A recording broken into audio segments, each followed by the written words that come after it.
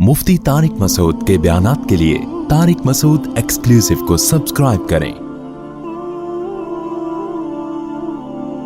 Tariq Masood exclusive.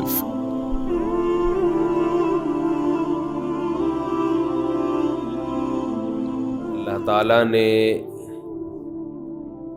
सीधा रास्ता दिखाने के लिए जो किताब दी जिसे कुरान कहा जाता है, उसके बारे में अल्लाह ने फरमाया कुल फ़अतू बिकिताबिम मिन इंदिल्लाहि हुवा अहदा मिन्हु मा अत्तबिउहु इन कुंतुम सादिकीन।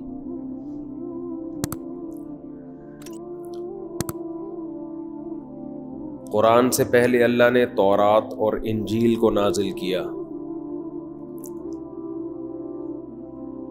तो अल्लाह ने कहा कि कोई ऐसी किताब लेकर आओ जो तौरात और कुरान से ज्यादा सीधा रास्ता दिखाती हो, क्योंकि वो भी आसमानी किताब है। जब तक उसमें तहरीफ नहीं हुई थी तो तौरात भी लोगों को सीधा रास्ता दिखाती थी। कुरान ने ही ये दावा किया युहर्रिफूनल कलिमा अम मवाज़िही। यहूद ये करते थे कि तौरात के कलाम को उसके असल मानी से हटा दिया करते थे। आयत का जो मफहूम था उसका वो मफहूम मुराद नहीं लेते जो अल्लाह ने लिया, अपनी तरफ से मफहूम मुराद लेकर उसमें तहरीफ कर दिया करते थे। इससे हमें ये बात मालूम हुई कि एक ऐसा शख्स जो किताबुल्लाह को जानता है वो तफसीर के नाम पे लोगों को बेवकूफ बना सकता है।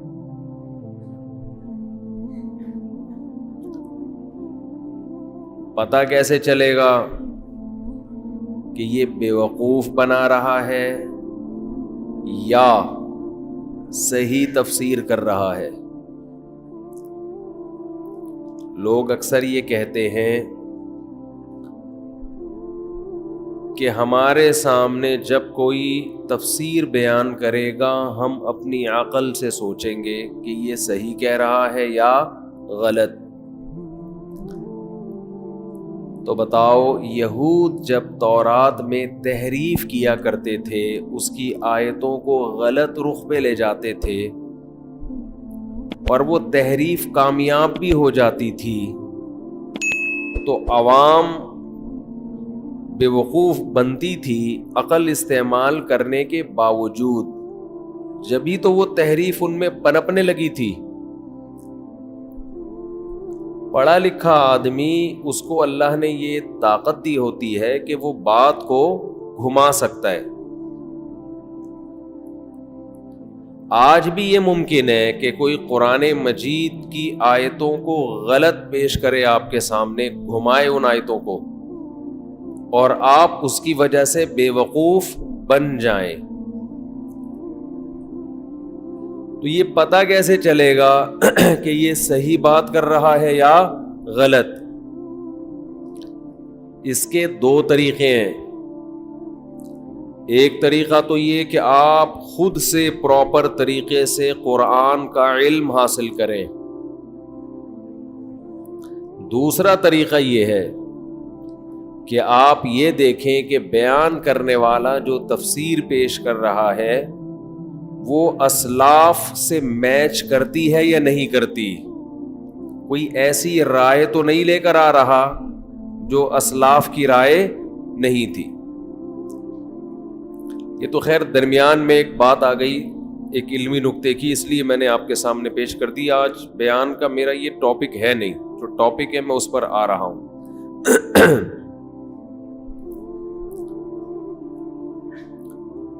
تو قرآن اصل میں یہ دعویٰ کر رہا ہے کہ موسیٰ کے زمانے میں تورات اور محمد صلی اللہ علیہ وسلم کے زمانے میں، زمانے سے مراد نبی کا زمانہ تو قیامت تک ہے، قرآن سے پتہ چلتا ہے، ان کے علاوہ کوئی دنیاوی کتاب ایسی نہیں ہے جو انسان کو اس سے بھی زیادہ اچھا سیدھا راستہ دکھائے، اور واقعی نہیں ہے۔ یہ بات تو میں بار بار بتاتا رہتا ہوں آپ کو، فزکس کی کتابوں میں فزکس کے اصول ملیں گے، میتھ کی کتابوں میں میتھ کے اصول ملیں گے، سائنس کی کتابوں میں سائنس ملے گی، لیکن آپ کو سیدھا راستہ وہ صرف کہاں ملے گا؟ قرآن میں، وہ کسی کتاب میں نہیں ملے گا۔ اگر ملے گا تو قرآن سے اچھا نہیں ملے گا، یہ قرآن کا دعویٰ ہے۔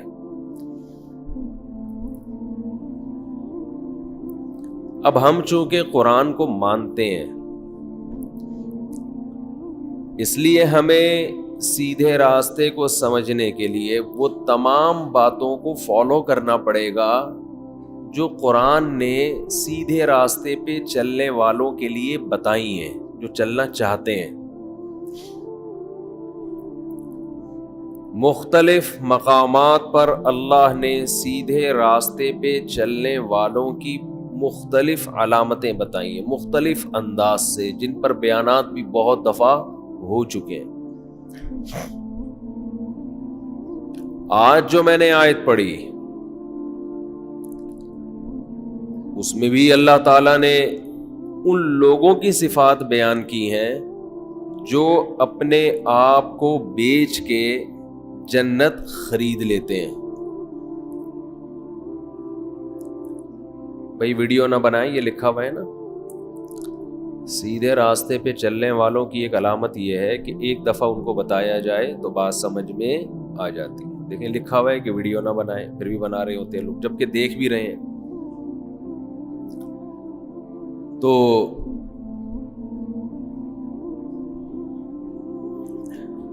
اللہ تعالیٰ نے صفت بیان کی، ان اللہ اشتری من المؤمنین انفسهم واموالهم بان لهم الجنہ، کہ اللہ نے جنت کے بدلے میں مومنین کی جان اور مال کو خرید لیا ہے۔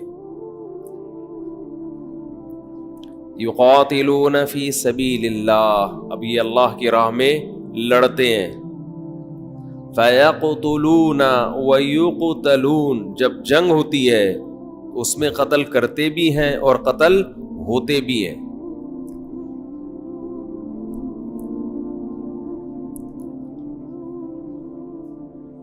وَعْدًا عَلَيْهِ حَقًّا فِي التَّوْرَاةِ وَالْإِنْجِيلِ وَالْقُرْآنِ، اللہ کہتے ہیں یہ جو مجاہدین ہیں ان سے میں نے جنت کا وعدہ تورات میں بھی کیا، انجیل میں بھی کیا اور قرآن میں بھی کیا۔ کن لوگوں سے؟ جو اللہ کی راہ میں لڑتے ہیں اور قتل کرتے بھی ہیں اور قتل ہوتے بھی ہیں۔ لیکن خوب سمجھ لیں کہ ہر آیت کا ایک موقع ہوا کرتا ہے۔ ہاں میں یہ عرض کر رہا تھا کہ جو جہاد ہے نا، جہاد قرآن مجید میں، اس کو اللہ نے اس کی بہت زیادہ فضائل بیان کی ہیں، بہت زیادہ فضائل۔ اللہ کی راہ میں لڑتے ہیں۔ اب اس کا نتیجہ کیا نکلتا ہے کہ بعض لوگ قرآن کی آیتوں کو غلط فٹ کرنا شروع کر دیتے ہیں۔ اب آپ کسی کو قرآن کی آیت سناؤ، مجھے تو لوگ آ کے سناتے تھے کہ آپ ظالم حکمرانوں کے خلاف علم جہاد کیوں بلند نہیں کرتے، اور پھر یہ دلیل کہ قرآن کیا کہتا ہے، اللہ کی راہ میں لڑو، تو یہ بے موقع دلیل ہو گئی۔ یہ ایسے ہی ہے جیسے ایک غیر مسلم نے اعتراض کیا کہ قرآن کہتا ہے وَقْتُلُوهُمْ حَيْثُ ثَقِفْتُمُوهُمْ، ان کافروں کو جہاں پاؤ قتل کر دو۔ اب آپ بتاؤ کیا قرآن کا یہ مقصد ہے کہ جس کافر کو بھی جہاں پاؤ قتل کر دو؟ مطلب یہ ہے کہ میدان جنگ میں یہ کسی کافر قوم سے تمہاری لڑائی ہے اور ایگریمنٹ کی مدت ختم ہو جائے تو یہ اس کے لیے ہے، اس کی سب سے بڑی دلیل یہ ہے کہ ہمارے نبی صلی اللہ علیہ وسلم نے ایسا کبھی بھی نہیں کیا. تو نبی تو خود قرآن پر یعنی نبی تو خود قتل نہیں کر رہے. اس کا مطلب اس آیت کا یہ مفہوم نہیں ہے. تو بعض لوگ خوب سمجھ لیں, اس وقت جہاد کی آیتوں کو غلط استعمال کرتے ہیں, آپ کو ایسی جگہوں پہ جھونک دیں گے. ایک صاحب آئے, کہنے لگے آپ ہمارے خلیفہ کے ہاتھ میں بیعت کیوں نہیں ہو جاتے. یہاں سے تمہید شروع کی کہ دیکھو خلافت قائم کرنا فرض ہے یا نہیں ہے. جی ہے. کیسے ہوگی؟ جی جہاد سے ہوگی. تو امیر کے ہاتھ پہ بیعت ہونا چاہیے. جی ہونا چاہیے. تو آپ ہمارے امیر کے ہاتھ پہ بیعت ہو جائیں. تمہارے امیر کے ہاتھ پہ بیعت ہو جائیں, یہی کہاں سے نتیجہ نکالا؟ سمجھ رہے بات کو؟ تو کوئی بھی اٹھ کے بولے کہ جہاد فرض ہے اور خلافت قائم کرنا فرض ہے, لہذا امیر کے ہاتھ پہ بیعت ہو جائیں, تو اب یہ امیر ہے لہذا اس کے ہاتھ پہ بیعت ہو جائیں. تو ہر آیت کا ایک مفہوم ہوتا ہے. تو اس لیے میں ابھی اس جہاد کے شرعی احکام کی گہرائی میں نہیں جا رہا, کیونکہ میرا بھی آج کا یہ ٹاپک نہیں ہے. اس پر میں کئی بار پہلے بیان کر چکا ہوں کہ جہاد کہاں فرض ہے, کہاں حرام ہے, کہاں مستحب ہے, کہاں فرض عین ہے, کہاں فرض کفایہ ہے. یہ ساری ڈیٹیل میں بیانات میں کر چکا ہوں میں.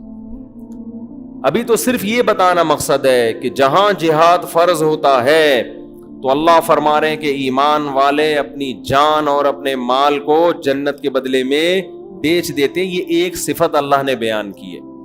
اس لیے نبی صلی اللہ علیہ وسلم نے ارشاد فرمایا, حدیث کا مفہوم ہے کہ مومن دو حال سے خالی نہیں ہو سکتا, یا تو وہ جہاد کرتا ہے یا جہاد کی نیت کرتا ہے کہ جہاں موقع ہوگا میں اللہ کی راہ میں لڑوں گا. آگے اللہ نے صفت بیان کی, التائبون العابدون. یہ صفات آج کل مسلمانوں میں شارٹ چل رہی ہیں. التائبون, توبہ کرنے والے, جن لوگوں کو اللہ نے جنت کے بدلے میں خرید لیا ہے کہ تم اپنی جان میرے حوالے کر دو, اس کے بدلے میں تمہیں کیا دوں گا؟ جنت. تو اللہ کہتے ہیں یہ کون لوگ ہیں جو اپنے آپ کو بیچ چکے ہیں؟ ان کی پہلی صفت ہے التائبون, یہ توبہ کرتے ہیں. اگر اللہ یہ کہتے کہ یہ وہ لوگ ہیں جن سے خطا ہوتی ہی نہیں ہے, کتنا مشکل کام ہو جاتا کہ نہیں ہو جاتا؟ کیا ہو گیا بھائی؟ تھوڑا سا ہوں کر دو. اگر اللہ کہتے بھائی دیکھو گورنمنٹ کہتی ہے اچھا شہری وہ ہے جو کبھی بھی ملکی قوانین کو توڑتا نہیں ہے, یہی اچھا شہری ہوتا ہے نا. لیکن اللہ اچھے مسلمان کی ڈیفینیشن نہیں بیان کر رہے جو کبھی ہمارے حکم کو توڑتا ہی نہیں ہے. اللہ کو پتہ ہے یہ گوشت پوست کے بنے ہوئے لوگ ہیں اور میں نے اتنی زندگی دی ہے کہ کبھی نہ کبھی ان سے میرا حکم ٹوٹے گا. اس لیے اللہ نے اہل جنت کی صفت یہ نہیں بیان کی کہ یہ میرا حکم توڑتے ہی نہیں ہے کبھی, بلکہ قرآن نے کہا التائبون, اگر ٹوٹ جائے حکم تو یہ اس پر اصرار نہیں کرتے, یہ توبہ کرتے ہیں. اسی بات کو اللہ نے سورہ آل عمران میں ایک اور انداز سے, اس سے بھی زیادہ دلچسپ انداز سے بیان کیا. قرآن کہتا ہے وَسَارِعُوا إِلَى مَغْفِرَةٍ مِّن رَّبِّكُمْ وَجَنَّةٍ عَرْضُهَا السَّمَاوَاتُ وَالْأَرْضُ أُعِدَّتْ لِلْمُتَّقِينَ. فرمایا اس جنت کی طرف دوڑ لگاؤ جس کی مسافت زمین اور آسمان سے زیادہ, جو ہم نے نیک لوگوں کے لیے تیار کر کے رکھی ہے. وہ کون نیک لوگ ہیں؟ ان کی صفات میں اللہ نے ایک صفت بیان کی, والذین اذا فعلوا فاحشۃ, جب ان سے کوئی بے حیائی کا کام ہو جائے, جب ذکروا اللہ فاستغفروا لذنوبہم, ان کو اللہ یاد آ جاتا ہے اور یہ اپنے گناہ سے توبہ کرتے ہیں. دیکھو عربی اردو میں بھی ایک لفظ ہے ان کا معنی ہے اگر. دیکھو شادیوں کے علاوہ بیان چل رہا ہے کہ نہیں چل رہا؟ گواہ بن جاؤ, گواہ رہنا. یہ شارٹ کلپ والوں کا کی اپنی ٹھڑک ہے. یہ جو شارٹ کلپ بناتے ہیں نا, چاہے یوٹیوب پہ یا ایک شارٹ کلپ کے نام سے آج کل ایک الگ بھی اپلیکیشن آئی ہوئی, یہ ان کی اپنی ٹھڑک ہے. اب ہم نے بہت سارے, میں نے آج صبح سے جمع کیے ہیں جنہوں نے یہی کام کیا ہوا ہے. تو میں نے وہ امریکہ میں ایڈمن کو بھیج دیے کہ ان کو اسٹرائک دو, نہ آئیں تو ان کو اڑا دو سالوں کو. کوئی پتھر سے نہ مارے میرے دیوانے کو, بم کا زمانہ ہے, اڑا دو سالے کو. سمجھ رہے ہیں؟ مولانا عبد الحفیظ مولانا مکی صاحب جو ہیں حرم میں, ان بیچاروں کو کتنا بدنام کیا ہوا ہے. پورے ان کے بیانات اصلاحی ہوتے ہیں, وہاں سے وہی چیزیں میاں بیوی لے لے کے نا اسی کے کلپ بنا کے بس وائرل ہو رہے ہیں. تو لوگ سمجھتے ہیں شاید یہ اس کے علاوہ کوئی بات ہی نہیں کرتے. تو والذین اذا فعلوا فاحشہ. اچھا یہاں ایک اور ٹیکنیکل پوائنٹ کی بات ہے. اللہ نے یہ نہیں فرمایا اسرعوا الی مغفرۃ من ربکم وجنہ, جنت اور مغفرت کی طرف دوڑو, یہ لفظ نہیں ہے. اللہ ہمیں ترغیب دے رہے ہیں نا کہ جنت کی طرف جاؤ.